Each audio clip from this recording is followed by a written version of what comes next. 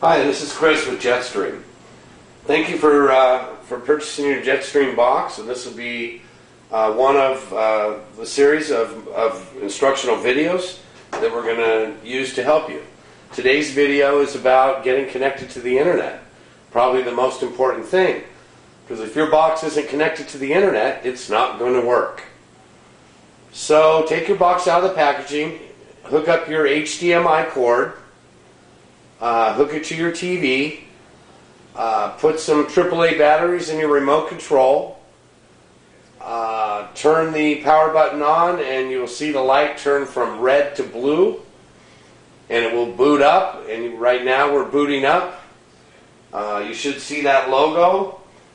Keep in mind that you must have the proper input selected on your TV. I have mine hooked to HDMI 3. So this will be the first thing you see is the welcome screen. And what you're going to want to do is hit next.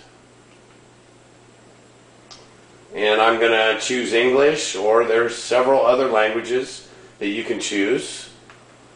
But I'm going to choose English. I'm going to go to next. This is display position. Now sometimes when you use the RCA cables and hook it to an older TV or one of the big projection TVs, this is real important. So I'm going to go ahead and select display position. And what you're going to want to do is you're going to want to see a white line all the way around your box. And if I hit the OK button, it turns the arrows around and I can move it back. But you definitely want to see the white line all the way around. And I'll hit the return button, and it'll ask me if I want to save it. Yes, I want to save that position. So I'll go ahead and hit next. Now I don't want to hook it up Ethernet, but if I did want to hook it up Ethernet, I would go ahead and select Ethernet. I would make sure that the Ethernet was on, and then I would just I'll do it automatically.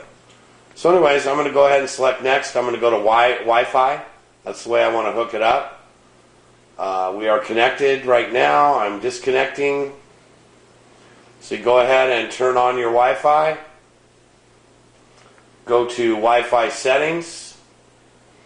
And it will remember your password. So if you want to move this box to another room, it remembers the password. But I'm going to go ahead and forget this network and go ahead and reconnect for the purposes of showing you guys. So I'm going to select not working broken. Now if your password will be written on your modem, or maybe you've selected a personal password, but you must know your password. So you can select it on the keyboard. Sometimes if it's a big long password, you might want to show the password. And the way you do that is you hit the return button. You go to Show Password, press OK, go back up to where you need to type, press OK, and the keyboard will return. I'm going to go ahead and put my password in.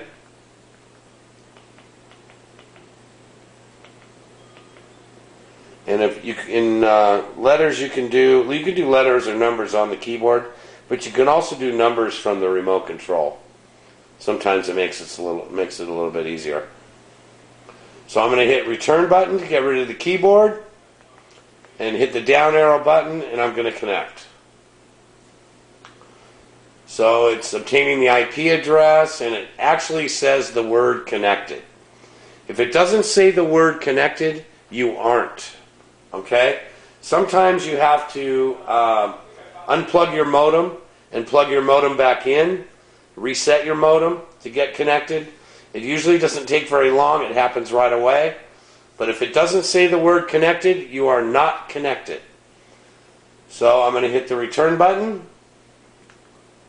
And I'm going to go to next. My setup is complete. I'm going to go ahead and hit the finish button. And that will prompt me to the home screen. Now, this one here, just to make sure that I'm connected, this is the browser.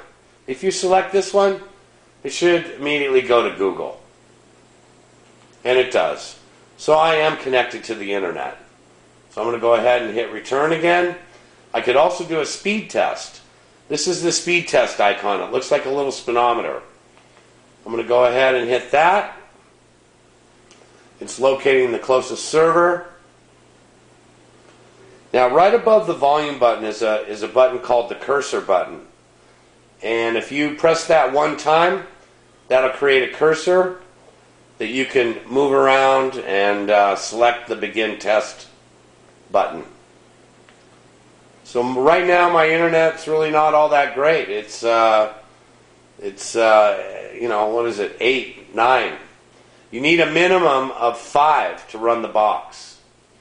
Now I pay for 30 as a download speed, but this is Sunday night, and I'm sure a lot of people are on the internet, and I'm not getting what I pay for.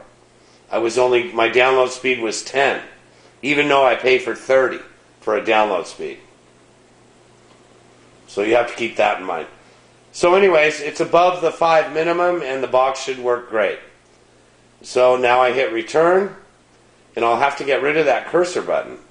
See it moving around my screen? The way to get rid of that is I usually take it somewhere where it doesn't affect anything. And I hit the button one time. It's above the volume button again. Hit the cursor button one time and press the up or down arrow buttons until it goes away. Now where you want to watch your content is his online video, and XBMC is where you want to go. I've got my icons. These are my favorite 7. And then there's a whole nother page of them. There's 45 more of them that you can click into. You know, all of them are different. You know, most of them are movies and TV shows. There's a lot of sports. You know, just take it, have some fun with it. There's nothing you can do to mess it up. Don't be scared. Just go ahead and start using it. I'm going to select the first one on the left, US TV Now, and I'm going to go to Live TV. Now, when you first get a brand new box, there's a lot of updating that needs to be done. So, usually I'll just get something plain, whether it's a movie or a live TV show, and I'll let the box just run on that TV show for like 10 or 15 minutes. And in the bottom right-hand corner, you'll see little updates going on. And make sure that the updates are complete. Let it run for like 10 or 15 minutes, and you should be good to go. So have fun. Look for our next video. More options and other places to go on the box. Thank you.